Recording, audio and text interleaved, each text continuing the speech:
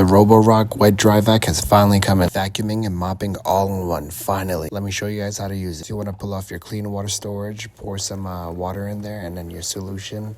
There's blue juice right here. Just fill up the cap, and it's that's all you need, actually. Go ahead and pour that into the tank, and once you pour it into the tank, close it up, and pop that water tank right back into the socket, and get started. Make sure it's tightly sealed in there, and you're good to go. Now, eggs are too expensive to be cracking on the floor, but let me show you my kids' mess they made with the spaghetti. So that's what we're going to cover today. So turn our vacuum on and then start vacuuming and mopping at the same time. Guys, this thing is amazing.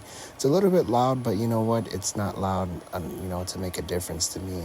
So I started mopping, and as you can see, it's picking up all the crumbs, picking up everything off the floor. I'll zoom in for you guys so you can see a little bit closer. There was a little tough spot right here. Here, let me show you right there. And I just went over it twice, and it just picked it up. Right there, you'll see it get gone right there. Just a little scrub action, nothing serious. I got this one too. There was one little stroke there and it was gone.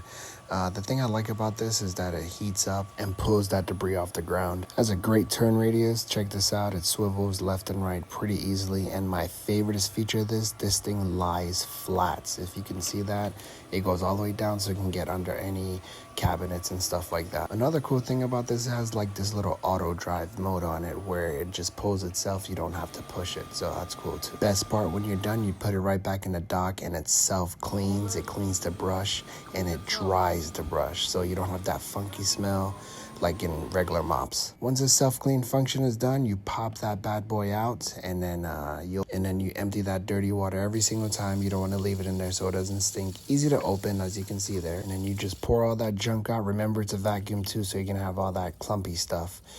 Make sure you rinse it out as well. Once you rinse it, set it back, and then you are all done. Time for the next cycle. If you have kids and you're looking to make your life easy, go get this now. It's awesome.